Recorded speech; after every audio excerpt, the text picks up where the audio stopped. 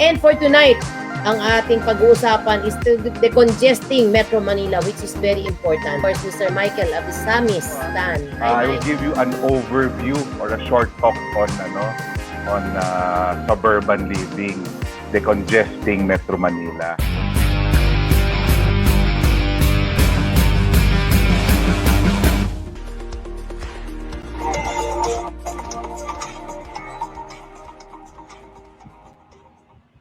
Hello, good evening again, everyone. It's another Saturday evening and it's another learning day about real estate here in Real Talk Real Estate at cbrc.tv. Of course, it's been a 1 year and ilan weeks na.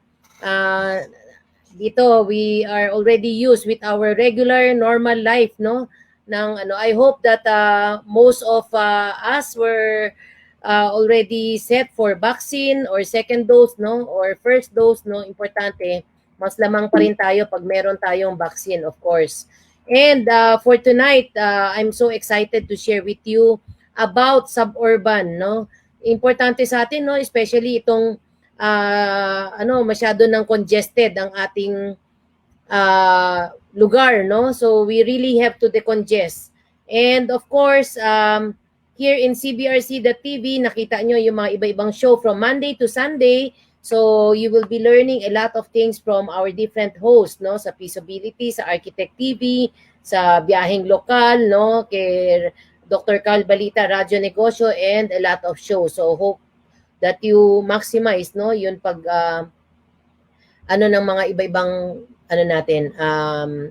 host. And of course, what is suburban? Suburban area is a mixed use or residential area existing either as part of a city, urban area, or as part of separate residential community within commuting distance of one. If you live in the suburbs, you probably travel to the city for work, no? We know that the cost, no, the time that we spend in traveling, no, mas mahaba pa, ipapahinga na lang natin yun. Kaya napakaganda nitong pag-uusapan natin for tonight. And of course, suburbs have more single family homes than apartment buildings, and living there, you are more likely to have a yard with trees and grass, no? Medyo mas meron lifestyle. The downside is if you work in the city, you might have a long commute that adds the time that you're away from your family. What are the difference? The difference from rural, urban, and suburban areas, it will be properly discussed to us by our guest tonight. It is the rural areas are generally open and spread out in a small population, while the suburban areas are residential areas with a larger population than rural areas, whereas the urban area is one with high population for both living and working. And for tonight, ang ating pag-uusapan is decongesting Metro Manila, which is very important. Alam natin that we have to learn from our guest tonight. My guest is a special friend of mine. He is a licensed real estate broker, the owner of his own realty company, MCT Realty at Home Realty, former lead broker of Remax Platinum, recent Realtor of Nuvali Estate, former resident Realtor of Ayala Ferndale Homes, and a member of Philippine Association of Real Estate Brokers and franchise Pancake House at Commonwealth Avenue. Without further ado, may I now call my guest, of course, Mr. Michael Abisamis Tan. Hi, Mike. Good evening, Doc Mary. Thank you for the opportunity, ha. Salamat. Welcome to the show, and our viewers are excited, no? Marami nang bumabati sa atin. Nandiyan ang ating chairman, si Miss Margaret Gao, saying hi to all of us. Si Miss Margaret Gao, kakatapos na ng talk. Hi, Margaret. Kamusta? Kahapon, no, sa Rebap, and she has about 440 na nag-attend. And wow, we have iba-ibang BPs natin with us here, Mike, no, si BP Eleanor Pesino, no? So, of course, the president of E-Hotel, si Dr. Elton C. Tan, together with his son, no, si Tanyo III, the secgen of our club, Makati Tourism. And isa sa mga BP din natin, Mike, si Beverly Tan, no, sabi niya, thank you and Reha family for this relevant and timely topic with our special guest. Marami pang iba, no, nandiyan ating mga account officer, si Rene Hoson Castillo is also with us, no, from City Reb. Si Rene. Yan. Good evening to everybody, ha. Nililigawan ka na talaga na si Reb. Hinihintay ka na. Yan. Okay, Mike, I think itong pag-uusapan natin something really kailangan nating sa lalo-lalo ngayon. Kaya alam mo, this pandemic gives us a lot of lesson and it's also time for us to decide something that is medyo we wanted maiba. Tama. Ano si-share mo? Kumusta ka, Mike? I'm good. Okay ako. Amid this pandemic, God's grace, okay naman. Yun.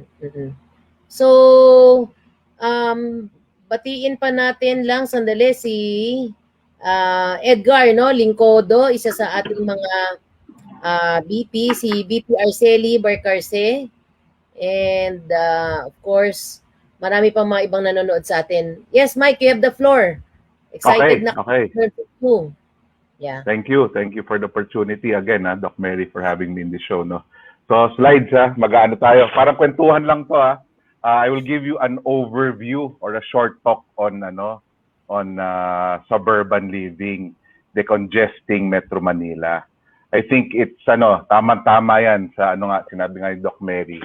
Sa panahon ngayon, dahil nga because of this pandemic, social distancing, work from home scheme, it's a major health issue, and we are preparing and transforming our new normals, di ba? Nag-iisip pa tayo kung paano tayo magpipivot sa personal lives natin, sa work natin, and all other things. So we are in a transition right now. Okay, so I chose this topic because suburban living. Muna tayo sa slide number 1. Next slide, please. So what is suburban exactly? No, may notes ako. So suburban, we are not really familiar with the term suburban, no? Unlike in the US, palagi nating narinig, where do you live? I live in the suburbs, di ba? Palagi nating narinig 'yon. Dito sa Philippine context, medyo hindi tayo familiar sa ganung term, yung suburban. So I will try to make a distinction to make it clear to everybody, no, para magkaroon tayo ng context, no? So it's a foreign concept. Next slide, please. So suburban or suburbs, okay, it's an outlying part of a city or town, a smaller community adjacent to or within a community distance. So merong urban center, may urban center na yun ang highly urbanized, no? Ang commerce and business, doon ang negosyo, doon ang kalakal, and it's very highly populated. So yun yung urban center. So anything around it, yun ang tawag na suburban. Next slide. Okay. So, yan, medyo na-explain ko na yan, no? Urban areas tend to be more crowded. What is suburban living exactly? Sige, next slide. A suburb, ito magandang quotation from Mason Cooley, one of the thinkers sa real estate, no. A suburb is an attempt to get out of reach of the city without having the city be out of reach. Okay? Medyo lalayo ka ng konti dahil medyo crowded, medyo busy, but at the same time hindi ka masyadong malayo because of the necessity of that urban center. Okay, so again, a suburb is an attempt to get out of the city without the city being out of reach. So for context, okay, so parang it's a brief history. Yes. Tama. Brief lang history. We'll just go over it para magka-context tayo. Yung suburban living has been happening for the longest time. Next slide, please. So, familiar tayo with Intramuros, no? Intramuros was the walled city. So ganun katagal na pala yun, no? We are familiar with that, na doon yung Governor General ng mga Kastila, doon ang mga obispo, mga pare, at mga doon ang komersyo, no, in Intramuros. It's a Latin word for within the walls. Pero may term pala na extramuros. It's a Latin for outside the walls. So ito yung mga terms, arrabales, suburbs, beyond the walls, outskirts, barrios, slums, sometimes poor area. So yun yung term dati, no? So those are the Binondo area where the Chinese congregated. They were in Manila pero hindi sila tumira doon. Sa Binondo sila tumira. Hindi sila tumira sa Intramuros kundi sa labas. The elite, yung elite of Manila doon, lived in Ermita and Malate. Yan. Tapos yung San Miguel area, yan part of ano rin yan, part of Extramuros outside the walls. In fact, that is where the Malacanang Palace was erected nung 1800s. Vacation place na pala yan ng Governor General from Intramuros. It's 7 kilometers, but it was a vacation place na yung Malacanang Palace na yan. Yung Tondo naman, it's still outside Extramuros. That's where the workers stayed. So, yan yung suburbs dati, yung Extramuros na yan. Okay, next slide please. I-learn na, ang ganda niya na, Extramuros, meron palang ganun. So, mga Binondo pa, I can tell to my mga Chinese friends, we are Extramuros. Yes. Oh, dahil very small lang Doc Mary, very small yung Intramuros, very elitist sila noon na mga Spaniards lang, Makastila lang andun, especially the friars That's why there are 4 or 5 or 6 churches there Di ba? Alam mo na. But we can go in depth later, no? Ito pahapyaw lang. It's just we'll have a context, no? So, brief history of suburban living in the Philippines, prominent residential suburbs. Sige, next slide. So 1950s, 1930s to 1950s, si Doña Magdalena, Doña Magdalena Hemadi, okay? So ang Hacienda Magdalena or Magdalena Estate yan. So there was an old Manila, yung mga rich nun, after the war, yung sa Ermita sa Malate, nasunog kasi yun. So ito mga new developments na New Manila. Because there was an old Manila, ito New Manila. Malayo na ito dati. Yung ang context natin na Intramuros palagi. Malayo na yung New Manila na yan, 1950s. So in-invite niya yung mga elite nun, mga taga Malate Ermita, to move there. That's why you see their estates 1,000, 2,000 square meters. Okay, next slide please. Yan, almost simultaneous with New Manila, although nag-overlap yan, may nauna ng konti, So Ayala Land developed Forbes Park and Dasmariñas during the 1960s. At that time, people just wanted to stay hanggang New Manila. Ang Forbes Park at Dasmariñas city, Dasmariñas Village, where swampland yan. So people when it was sold in the 60s, ayan layo niyan. Ba't ako bibili diyan? Hindi ko yan. It's too far for us. So they had challenges at that time to sell those properties, yung Forbes Park and Dasma. But we know now that some properties there in Forbes may mga 1 billion dyan, 2 billion even, di ba? Ang entry level in Dasmariñas Village, 300, 400 million for an old house. But I'm getting ahead of myself now. Okay, next slide please. Talagang ganyan ang itsura dati, pero ngayon, grabe ang presyo dyan. Yes, Alam yes. mo lahat, amazing. Yes, please proceed. Yes, that's true. That's true. Doc Mary, no? In 1970s, although let me reiterate na may mga overlaps, no? Bel Air, San Lorenzo Village, in Makati, Ayala, sila Green Hills, Valle Verde, mga nagtayuan na yan. So Green Hills and Valle Verde were from the Ortigas group yan. So at that time, medyo malayo pa rin yan, relatively speaking. Suburbs yan. Bel Air at that time, they had to lower down the price. Ang may history dyan, yung mga pilots, ang mga namili dyan dahil nga yung restaurant sa Makati. Nielsen Tower was very near that place. Medyo nahirapan sila i-market niyan at that time. But as you know now, in Bel Air, San Lorenzo, I think they're going for 300,000 pesos per square meter, 300 to 350,000 per square meter now. Okay? Next slide, please. During the 80s, Ayala Alabang. Alabang, where the National Penitentiary is. So, ganun kalayo yan. Tsaka mga animal husbandry, the government offices which handle the agriculture dyan, lahat yan sa Alabang, Muntinlupa area na yan during the 80s. So Ayala Alabang was there. Okay? And then next slide, please. Okay, common areas, common complaints of suburban living, no? So, ang number one dyan is it's too far. Oh, napakalayo naman ng suburban living, no? Public transport is harder to access. So, initially may mga ganun, no? There are less commercial areas and nightlife. Tapos, few or no colleges and universities, hospitals. Tapos, distance from the workplace, which is true, no? Yan yung mga common complaints of suburban living. No, but many developers or some developers have answered that those issues, no, yung mga common issues na yan. Okay, next slide please. Okay, immediate benefits of suburban living, no, more affordable purchase rental of real estate.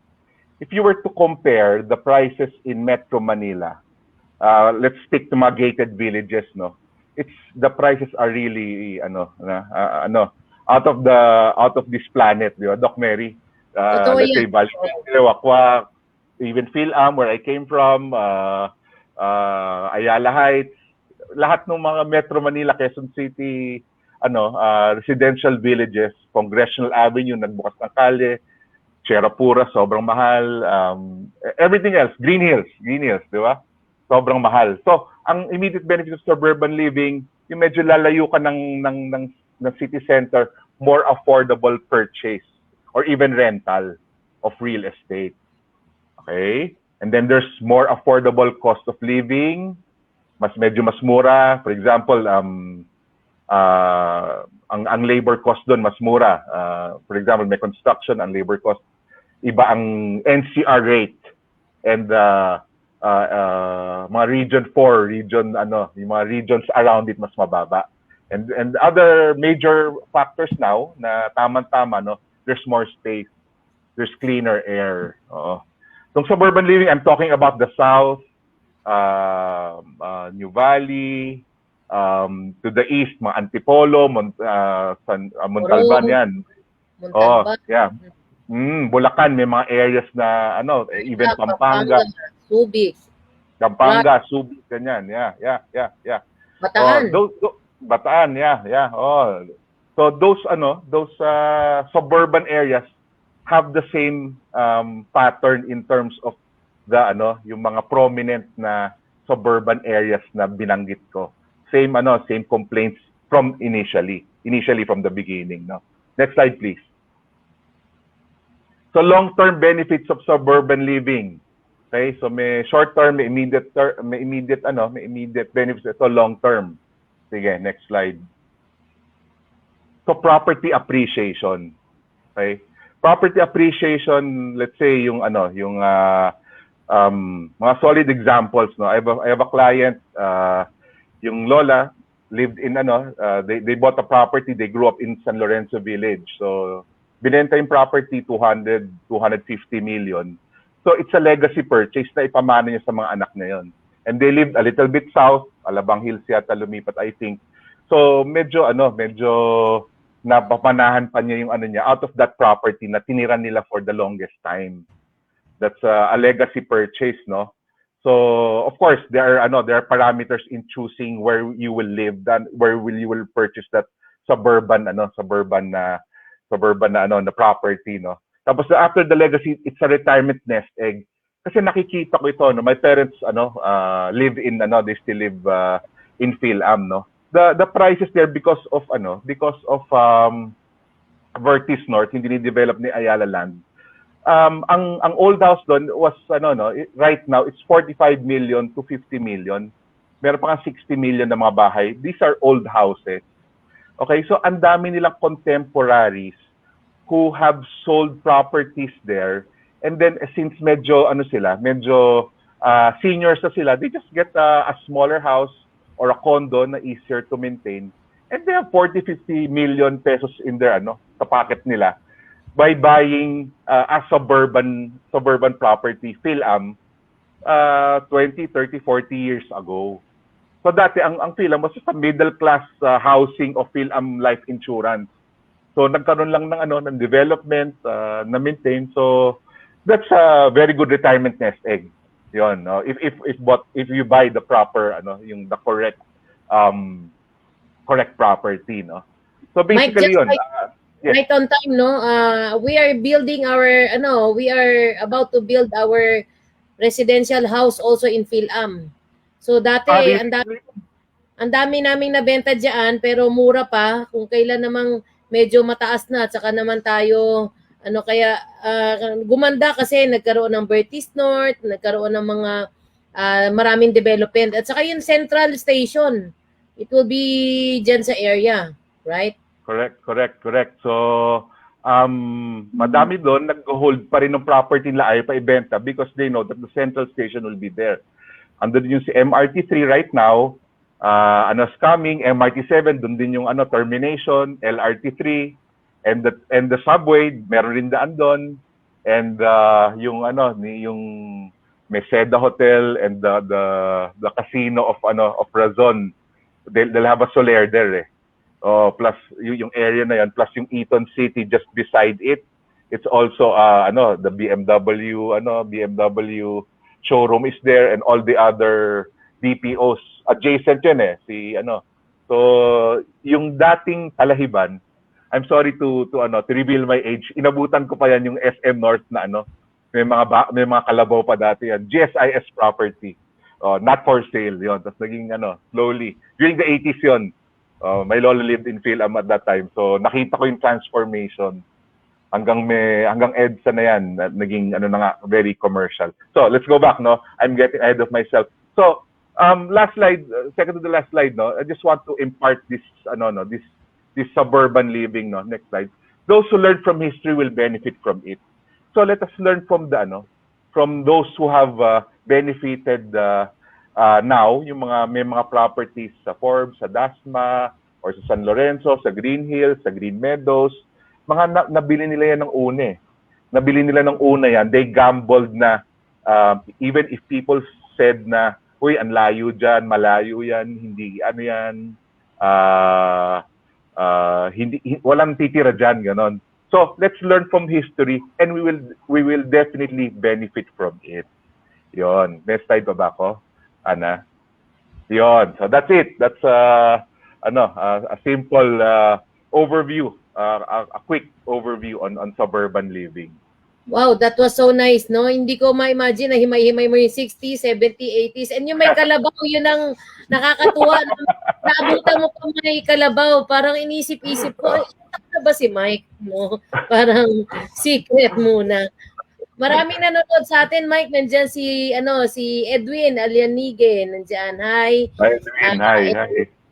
Hi. And of course, our senior VP, si Edwin Calamba, together with his beautiful wife, from Ilagan City, Isabela. And we also have our BP, si Miss Lisa Tan. One of our BP, si Monette Rebanillo, also our BP. And marami pang mga nanonood sa atin eh. Si Nora, no?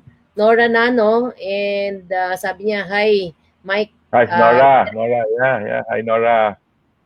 Yes. And we have Noel Cobangbang, yung bisita ko last week, no? Kasi medyo merong inaano tayo about amnesty, which is ending this June 14. And we have the Caballero family, no? Sila Ma'am Mel, si Mami Mel, si Ann, and si Leng. Yan. So, sila naman more on sa quarry business naman. Okay, Wow. balikan, Mike. Ang tawag ko dyan sa suburban, kung pang ladylike lang, outskirt, no? Kumbaga, dating malayo, ngayon malapit na. Dating mura, ngayon mahal na. Parang bumili ka ngayon, parang mahal, pero ngayon mali, parang bukas tama na. So I think it's a something that we really have to decide, no? Kunyari, living outer from the city is something with a quality life. It's a choice, no? Quality life. Pero dapat medyo, para magkaroon ng quality, dapat live, work, and play lahat nandun sa area. Kasi if you travel, very, sobrang hassle yun. Alam mo ba, my client bring me to Hong Kong to just see kung how Hong Kong, doing their, no? So sa isang building, doon na office, hindi na nagko-compute. wala nang driving para at least mas lesser na yung pollution, mas lesser na Yes. yung cost mo sa ganyan. Dapat medyo somehow kaya napakaganda yun na i-share mo, Mike, no? What is your Yeah, input? yeah. Well, especially this this pandemic, no. Medyo where I live, no, south of Metro Manila, tumaas talaga yung tumaas yung interest in living immediately, midterm or long term because they saw yung health issues ng health issues ng Metro Manila nga na medyo congested nga, and the spaces are really tight and the air is not so good because of talagang unhampered urbanization. So marami talaga, but with infrastructure nga, and the developers now know those complaints eh. Dun sa too far, meron na silang mga infrastructure, whether public and private, mga roads and mga point-to-point buses. And number one ng ngayon, ang una nilang inasikaso, Doc Mary, is the internet. Yun yung buhay ngayon. Internet is life. 95% of my clients, when they go to me, Mike, kamusta internet dyan? Yan, okay. So may PLDT dito, may Globe, Fiber, 100 to 500 Mbps, may work from home. So, I have a seller here. Builder siya, build and sell. He ended up not selling. Tinira na lang niya. Mike, kung ibebenta mo tong property, sabihin mo may rental income siya for 1 year, titirang ko na lang, magpapagawa ko ng another house. During the pandemic, dito siya nag-stay because nga of the clean air, more space, and internet. So yung work from home arrangement, yung sa Hong Kong nga, we're following those patterns eh. Kasi tayo naman sumusunod lang sa mga patterns that are okay eh, di ba? In the industrialized countries such as Hong Kong, Doc Mary. Yes, that's true. Kaya yung nabanggit mo, no, internet, no, all buyers are very conscious kung fiber optic ba yan, Yes. kung anong Mbps, kung ano yung mga pwedeng i-provide nung internet kasi talagang pagka low yung internet, yung productivity mo parang equally yan eh, no? Kasi kaya I think isa talaga na sa kasama na ng buhay natin talaga internet dahil we go especially this digital world natin, no, for Yes. this pandemic, no, talaga na maximize natin yung mga alam nating mga senior na ayaw matuto ngayon, majority na of the Zoom meeting are handled by a lot of mga seniors by no choice, no. So which this has been long used na rin sana before sana mag-pandemic. Actually, pwede na yung mga virtual meeting, pwede na. Kaso hindi na-appreciate kasi tayo mga Pilipino, very warm eh, no? Gusto natin may gathering tayo, gusto natin may salo-salo tayo, may beso-beso. So, those are part of our lifestyle. And it is important that we have to decide something that is major. Kasi ako, Mike, binibilang ko, I'm 47 years old. I'm trying to count down lifespan ng babae 62, 65 o so I'm just trying to count down how I want to spend the rest of the years pa. Parang it's a matter kasi sobrang importante how do we want to live our life with quality. Tama. Nandiyan si Ma'am Cheryl Sangguyo. Hi, Ma'am Cheryl. Hi, Cheryl. Meron pa akong assignment. Assignment ka pa, ha? Yan, nandiyan si Ma'am Teresa Chua and si Mike Angel Cotao. Yan. And of course, our VP and Senior Account Officer, Miss Rose Thomas. Yan. Maraming nag-aano sa'yo dito, sumunod, no? So, Mike, do you think people will continue to move to suburb? Yes, it's a natural phenomenon even if wala tong topic na to. Kasi walang demarcation line na urban ka, suburban ka, ganito. It's sort of an evolution. It's a gray area na yung Ayala Alabang na tingin natin dati na sobrang layo na for the bilibid lang yan and penitentiary. Ngayon, it's a core core na siya yung Alabang di ba? Core na siya, meron siyang sariling business district. Ang Ayala meron doon, ang Philinvest meron doon, the malls are there, the residential areas are there, connecting to Las Piñas, to Parañaque, core na siya. So, it's a trend na it's a trend that is here to stay. Kaya nga mga infrastructure natin, it should be proactive, not reactive, pinaplan na nila. Because what I heard now, that the big developers are land banking in Batangas, in Quezon, di ba, meron tayong Ilocos pa, may mga land banks na sila dyan. Kasi like 20 years ago, who would think Santa Rosa, ba't ako titira dyan, Laguna, ang layo-layo, di ba? But the major universities are here. De La Salle University, UST, nagbi-build na si UST, Xavier School is here, Saints Co, Miriam College, Everest International Academy, Brent International School, Brent, nandito sa Laguna. Oo, kung saan si yung friend natin na si yung guest mo last si si Louie, yun. Oh, she stays near that place, Brent International School. Yung mga taga Brent, binabus yan, mga foreign nationals. They bus them through to Metro Manila through the SLEX. So I think it's a trend. It's here to stay. It's not a temporary thing. Hindi uso lang. Pausog ng pausog yan, just like in LA, di ba? May LA County, tapos merong mga iba-ibang self-sustaining areas around LA, di ba? Iniiwasan naman yung LA, unless you're going to the airport, eh. May sarili-sariling, may sarili-sariling satellite cities, kumbaga, eh. It's here to stay. It's here to stay. Pag nandyan ako sa Santa Rosa, nandyan yung mga Nike, yung mga brand, di ba? Para ka na sa state.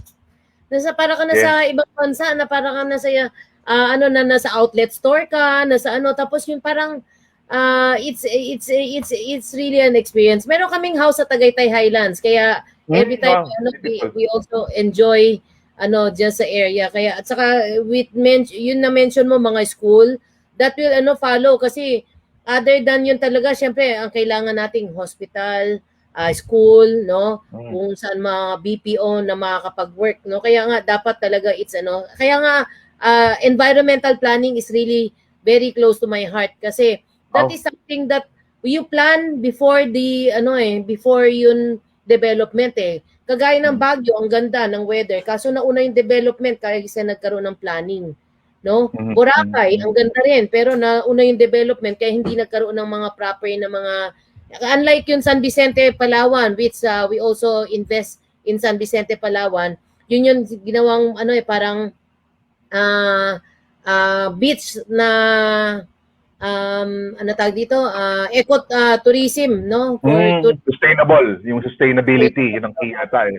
So, 10 meters road wide lahat, may 50 meters setback. So, nagkaroon ng planning kasi nothing beats planning eh. Yun nga minsan natin eh. We jump into the tapos medyo hindi siya even the demographic, even the spending power ng ano yung magiging lifestyle, ano yung i-cater na market. Dapat yan, it's a complete story. And I totally agree with you that the developers are already doing their pipeline, medium, long-term plan, kung ano yung mga, kasi talagang by no choice, pag ano na talaga, kaya nga sa ko, outskirt, no, paano na talaga yung dating malayo, malapit na ngayon. But I have this last question with you, no, is the pandemic the cause of this suburban migration? Mike, what do you think? Well, hindi naman yung pandemic ang cause, no. So the urge or the decision to move outwards the suburban living ang umusog sa city has always been there. Pandemic has hastened, napabilis dahil sa dahil sa pandemic. Just like yung natin, yung use ng digital wallets, yung GCash and ganyan, it's bound to happen, pero may resistance dati. Pero ngayon, because of the pandemic, lahat gumagamit na ng e-wallet, GCash, and all the other brands, di ba? Napabilis lang dahil sa pandemic. Itong suburban living ganun din. Medyo napabilis lang. Kaya the demand in this sector is really quite high. If you ask the developers and the secondary market as well, napabilis siya. So is suburban migration just a trend, do you think? Hindi, if it's a trend, yung trend na continuous, no, walang tigil. So we can see this phenomenon all over the world, no. I mean, at least in the US, Philippines, and in the other areas, umuusog talaga ang tao. Umuusog ng as population increases, umuusog talaga. Palabas ng palabas and paayos ng paayos, inaayos talaga nila in inaayos nila yung mga old mistakes nila dun sa mga initial planning nila, especially the veteran and old developers, hindi nila kino-commit yung mga mistakes na yon in their new plannings. So they plan better now because they've seen the mistakes before, ay na nila ulitin. Yeah, that's why another incentive for people to live on a well-planned suburban, not just anywhere na suburban, no. Yung planning, yung reputation of the developer, kung sanay na siya gumawa, and the mistakes of the old hindi na ginagawa. So that's very important also.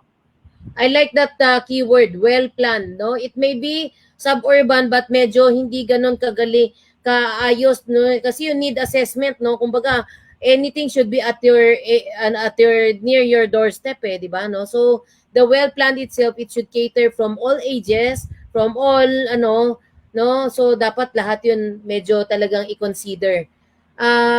Mike, batiin lang natin, nandito rin si Miss Pen Cortez, no? Kaibigan natin si Pen, most popular lady, kasamahan natin. And of course, our account officer, si Joyce Alfonso. Hi, Yan. Mike, Pen. Hi, John. you want to greet some of your friends, relative? Lahat ng mga sana yung mga lahat ng tanja nakita ko, mga relatives ko sana. hello to everybody, mga in the real estate world natin, industry. Yan. Hello to everybody. Hope to see you. Totoo yung sinabi ni Doc Mary We miss each other already Gusto magkakita-kita na as soon as possible, no? But malapit na yan. There's light at the end of the tunnel. May mga vaccination na, and slowly but surely, no, we'll get through this. Exactly. So, due to limited time, no, Mike, what is your last message to all our viewers? Well, last message is seriously consider yung last saying doon na those who learn from history are deemed to benefit from it. So let's learn from the tycoons, the taipans, yung mga real estate. I'm talking about real estate. May mga holdings, may mga properties in these old subdivisions, in these old villages na it's almost impossible to buy now. So hanap tayo ng similar and let time na mahinog sila. So let's copy, or let's try to pattern our real estate investments dito sa kanila with them, no, yung suburban living. Yan. So thank you for the opportunity again, Doc Mary, to Thank say you, Mike. Alam mo, provide value. Yes, pag kailangan nila ng South area, tingin ko dapat ikaw ang hanapin, no? So for those who are looking also for property sa South, no, just look for Mike. No, Mike, would you like to give your contact info para they can also keep in touch with you? Google Realtor Mike Tan, tas Philippines ako lalabas dapat doon. I have my YouTube page, Facebook, Instagram. Madaling maghanap na. Sorry, hindi ko na pa-flash, but you just Google and I'll appear there. Realtor Mike Tan. Yes, thank you for the opportunity. Yeah. Thank you. So I hope our viewers also, it rings a bell sa kanila, no, na it's also time to buy outskirt and time also to think on how you want to spend the rest of your life, no, with quality, with less pollution, less travel, less stress, no, Mike. I think that is very important. Yes, Doc Mary. Para stay safe tayo. Yes. Nandito nanonood sa atin yung isang host na isang Peaceability, si Mr. Arman Benko. Hi Arman, good evening. Hi Arman, good evening. Thank you for watching. Okay, so with that, Mike, thank you again for giving us this chance to learn about suburbs, no, the outskirt, no, and planning on how to stay. It will give our life longer, no, kasi pagka domino effect yan quality life, no, longer life, no. Yeah. Thank you. Stay safe. Thank you. Okay, so again, I hope everybody learn a lot of things from our guest Mike Tan. And before we end the show, of course, God is the best doctor, prayer is the best medicine. Do I hear an amen? So, of course, it is important for us to prepare for our eternal life. So I hope that we are all aligned because our God is smart and He owns the globe and the sun. And we will not end without your take home for tonight. Jeremiah 17:7, but blessed is the one who trusts in the Lord, whose confidence is in Him. With that, thank you and good evening to everyone. Have a nice weekend. Stay safe and God bless.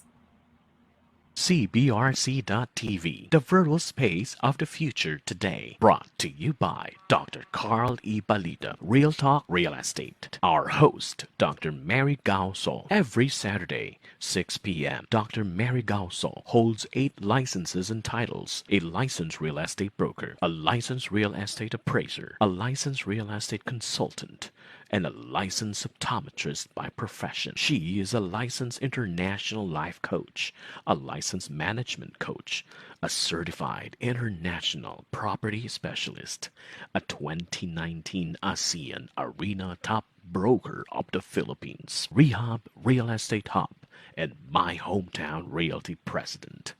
Stay tuned. Real Talk, Real Estate.